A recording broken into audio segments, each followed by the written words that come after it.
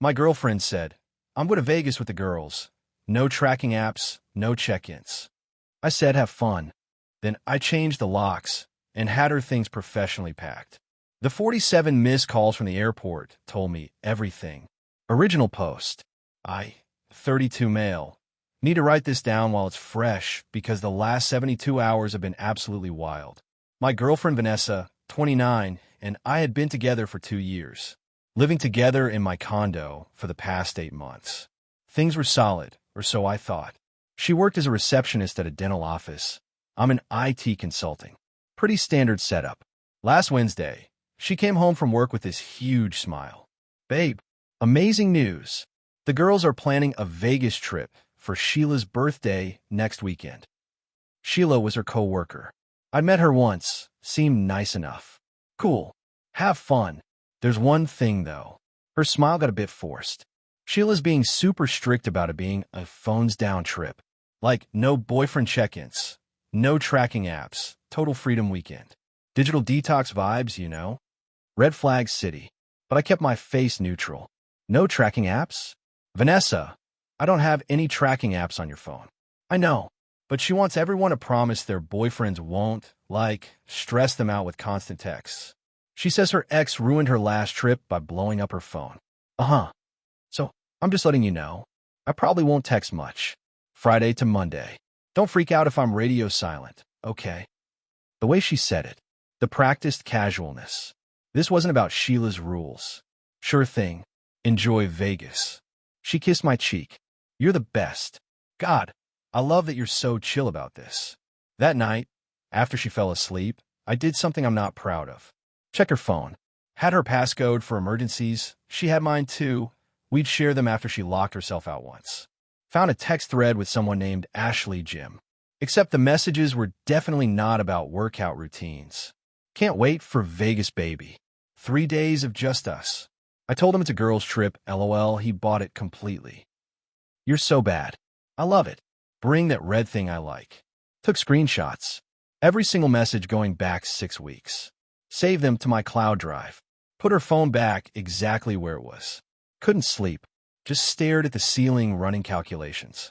See the condo? Mine. Bought it before we met. She moved in, but her name wasn't on anything. Utilities, internet, all in my name. She contributed $400 per month for her share, but there was no lease, no formal agreement. She drove a car I helped her buy last year. Not quite the same as being on the title, but I co-signed the loan because her credit was trash. The actual title was in her name, thank God, but I was on the hook for the payments if she defaulted. She made the payments herself, though. Her stuff was all over the condo. Clothes, makeup, her ridiculous collection of scented candles. But nothing of real value was shared between us. By Thursday morning, I had a plan. Took a sick day. Called a locksmith first thing. Had both locks changed by 10 a.m. Cost me $180. Then I called a company that does professional packing services. Usually for people moving. Explained the situation. Needed ex-girlfriend's belongings packed up and ready for pickup. ASAP. They sent 2 people. Nice ladies, super efficient. Took maybe 4 hours to pack everything of Vanessa's into boxes and plastic bins. Clothes, toiletries, shoes, all those damn candles. They even took apart her vanity mirror she'd hung up. Cost me $450, but worth every penny. Had them stack everything neatly in my storage unit across the parking lot. Took photos of everything for documentation. Friday morning, Vanessa left for the airport. Kissed me goodbye. Told me she'd miss me. Have fun, I said. Be safe. Love you. She didn't even notice I didn't say it back. After she left, I changed the garage code. Changed the Wi-Fi password. Changed every streaming service password we'd shared. Then I waited. Update 1. So Vanessa's flight landed Monday afternoon around 4 p.m. I was working from home, laptop open, pretending to care about a client's server migration issue. Kept checking my phone. 4:47 p.m. First call. Declined. 4:48 p.m. Second call. Declined. 4:49 p.m. Text. Ryan, call me. 4:50 p.m. Third call. Let ring out. 4:51 p.m. Ryan, answer your phone. 4:53 p.m. Calls 4, 5, and 6. All declined. Then my phone absolutely exploded. 23 calls in the next hour. I counted. Also about 30 texts, progressively more frantic and angry. My key doesn't work. Did you change the locks? This isn't funny. Where's my stuff? You better open this door right now. I'm calling the police. Around 6 p.m., she did exactly that. I was honestly impressed she waited that long. Got a knock on my door. 2 cops, looking tired. Monday evening shift. They'd probably dealt with worse. Sir, we got a call about a domestic dispute. Your girlfriend says you locked her out and stole her belongings. I let them in, showed them my ID matching the condo address. Officers, she's my ex-girlfriend. I ended the relationship this weekend. Her belongings are packed and in my storage unit, which I've been paying for. I didn't steal anything. I'm happy to facilitate her getting her things, but she's not a resident here anymore. She says she lives here. She's been staying here, but there's no lease agreement. Her name isn't on the mortgage or any utilities. I asked her to leave and had her things professionally packed. Showed them the receipt from the packing service. The older cop sighed. This is a civil matter, sir. We can't force you to let her in. They went back downstairs.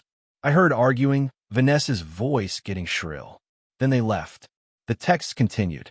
You're such a piece of garbage. Over what? What did I even do? This is insane. Let me get my things at least. I replied once. Your things are safe in my storage unit. You can arrange a pickup time. Minimum 24 hours notice. You will not be entering the condo. Why are you doing this? Didn't respond. An hour later, my phone rang. Unknown number. Answered it. Ryan. Male voice. This is Derek, Vanessa's brother. What's going on, man? Hey, Derek. I broke up with Vanessa. Her stuff is packed and ready for pickup. She's crying her eyes out of my car right now, saying you went crazy. What happened? I found out she was cheating on me. Decided the relationship was over. Pretty straightforward. Silence. Cheating? She said she was in Vegas with girlfriends. She was in Vegas. Not with girlfriends. More silence. Look, man, I don't know what to say, but she needs your stuff. Can we come get it tomorrow? Sure. Text me a time. I'll meet you at the storage unit. Thanks. He hung up. Around 9 p.m., Vanessa tried calling from yet another number. This time I answered. Ryan, please. Can we just talk? Face to face. No, you can't just do this. I live there. That's my home. It was never your home. It's my condo. You were staying there. Now you're not. Over nothing. I went on one trip with friends. Yeah, about that. Was Ashley. Jim, fun to travel with. Dead silence. I don't know what you're talking about. Sure you don't. I screenshotted everything, by the way. Every text. Saved to 3 different cloud services. So don't bother deleting them now. I heard her breath catch. That's illegal. You invaded my privacy. Your phone that you left unlocked in the bedroom? Pretty sure that's not how privacy works. You're a controlling psycho. Going through my phone. And you're cheating trash.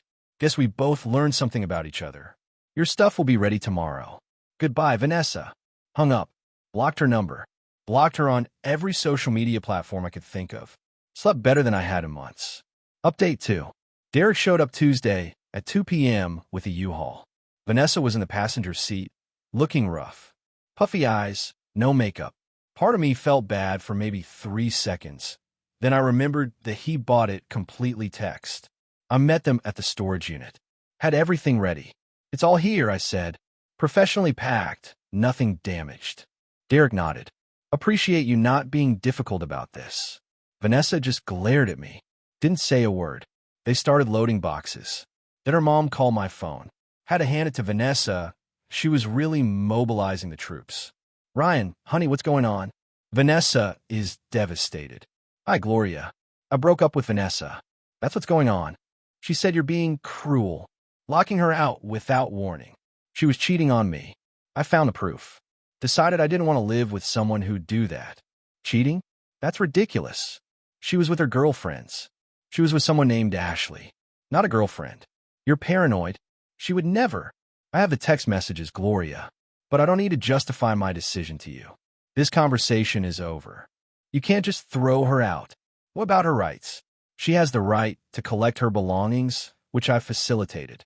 Beyond that, she has no rights to my property. Have a good day. Hung up on her too. The entitlement was really something to behold. Like I owed Vanessa free housing even after she cheated. Wild. Wednesday afternoon, I got a call from my condo association.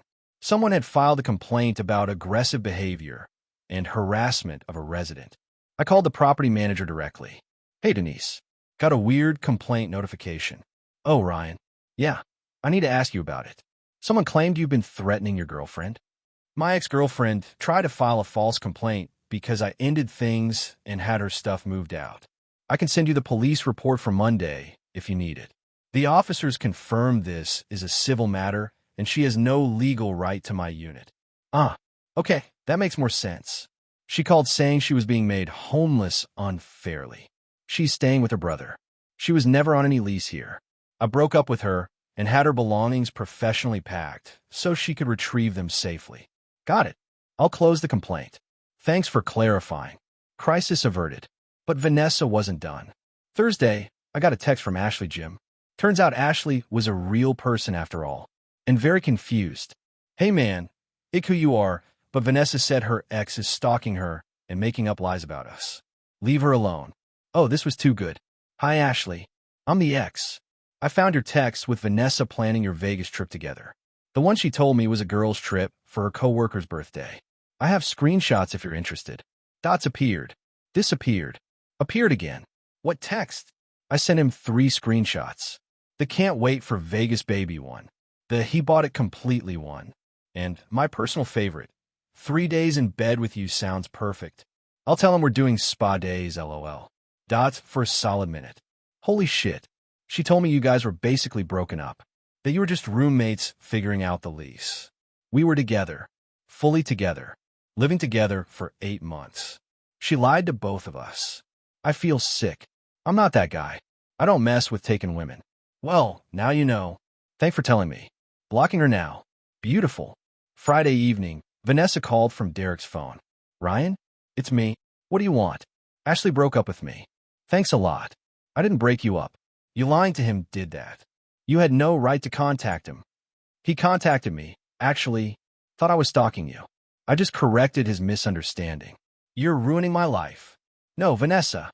You ruined your own life when you decided to cheat. I'm just declining to keep subsidizing it. Subsidizing? I pay my share. $400 a month toward a mortgage that cost me $1,800? Yeah, you were really pulling your weight. I bought groceries. Sometimes, when you felt like it. I can't believe you're being this petty. After everything we had ended when you started planning secret Vegas trips with Ashley. You made your choices. Live with them. People make mistakes. You're not perfect either. True. My biggest mistake was ignoring the red flags. Like when you got defensive about me meeting your coworkers. Or when you password protected your phone suddenly 6 months in. Should have ended this way sooner. So that's it. 2 years just gone. 2 years where I thought I knew who you were. Turns out I didn't. Yeah, it's gone. Silence on her end. Then, I'm sorry. Really? I screwed up. Can we at least talk in person? Work something out. There's nothing to work out. You don't live here anymore. We're not together. That's it. But I love you. No, you don't. You love free rent and someone who doesn't ask questions. Find that somewhere else. Hung up. Blocked Derek's number 2. Update 3. Final. It's been about 5 weeks since Vanessa came back from Vegas. Things have settled into a new normal. The first couple weeks were rough, not gonna lie. It's weird coming home to an empty condo after having someone there for months. I kept expecting to hear her voice, smell her perfume. Muscle memory is brutal like that. But then I'd remember those texts and the feeling would pass. Week 2, Gloria, Vanessa's mom, showed up at my condo building. The front desk called me. Ryan, there's a Gloria here to see you. Tell her I'm not available. She's insisting. Says it's important. I went down. She was in the lobby, looking determined. Ryan, please, give her another chance. She made a mistake. She's so depressed. Gloria, I appreciate that you love your daughter. But no, you're throwing away 2 years over one mistake. It wasn't one mistake. It was weeks of lying, planning, sneaking around. That's not a mistake, that's a choice. She said Ashley misled her. Ashley thought we were broken up because that's what she told him. She lied to both of us. Everyone deserves forgiveness. Sure, she's forgiven. But forgiveness doesn't mean I have to take her back or let her live in my home. You're being cruel. I'm being honest. She can't afford to live on her own without someone subsidizing her. That's not my problem anymore. Gloria's face got red. She loved you. She loved my condo and my ability to cover most of the bills. Big difference. She left after that. Heard through Derek, who I unblocked briefly, that Vanessa moved back in with her parents. She's apparently telling everyone I'm an abusive ex who kicked her out without cause. Whatever. People who know me know that's nonsense. The car loan thing resolved itself. Vanessa kept making payments, probably because her parents are covering them. My credit score is fine. I'll be off that loan in 2 more years. Lost a few mutual friends in the breakup. People who believed her version of events without asking mine. That's fine. Real friends call me directly to get the story. They understood. Had to explain the situation to my parents. That was awkward. They'd really liked Vanessa. My mom was disappointed, but supportive once I showed her the screenshots. Dad just said, better you found out now than after a wedding. True. The condo feels like mine again. Rearranged furniture. Painted the bedroom a different color. Got rid of that couch she'd insisted on buying. Split the cost, but it was uncomfortable as hell. Started working out more. Not as some revenge body thing. Just had more time and energy. Sleeping better. Eating better. Turns out not living with someone who's actively lying to you is good for your mental health. About 3 weeks ago, I ran into Sheila from Vanessa's dental office. At a coffee shop, completely random. She saw me, hesitated, then came over. Ryan. Hi. Hey. Look, I need to tell you something. Vanessa told me you guys broke up because you were controlling and went through her phone. That's one version. Is it true she was cheating? Yeah. Sheila nodded slowly. I figured. She asked me to lie about the Vegas trip being for my birthday. I said no. Then she went anyway and told you it was for me. Seriously? Yeah. She used my name without asking. I've been feeling awful about it. I'm really sorry. Not your fault. You didn't know. Still, you seem like a good guy. She messed up. Appreciate you telling me. We talked for a bit. She bought me a coffee. Turns out she's single, recently divorced, and kind of awesome. We're getting dinner next week. Not dating, just seeing where things go. No rush. As for Vanessa, last I heard from Derek, who I stay in touch with occasionally, he's a solid dude, feels bad about his sister's choices. She's still at her parents' place. Working the same receptionist job. Complaining about how unfair her life is. Derek told me she tried to get Ashley back, and he blocked her. Then she tried dating someone new, and they broke up after 3 weeks when she complained about her psycho ex too much on the first date. Her narrative is that I'm the villain, that I overreacted, that everyone makes mistakes, and I was too harsh. But here's the thing, I didn't overreact. I reacted exactly right. She cheated. I found out I ended things cleanly and legally. She lost access to my home because she burned that bridge. Play stupid games, win stupid prizes. The entitlement still amazes me. The assumption that I just keep housing her after she betrayed me? Keep funding her life while she slept with someone else? Insane. Sometimes I wonder if I should have confronted her differently, given her a chance to explain. But honestly, what would she have said that would have made it better? Sorry, I planned a secret vacation with another guy I was sleeping with. But at least we had fun? Nah, the way I handled it was clean, legal, final. No drama, no screaming matches, no destroyed property. Just a calm execution of consequences. She made her choices. I made mine. That's life. The condo is quiet now. Peaceful. Sometimes lonely, but in a good way.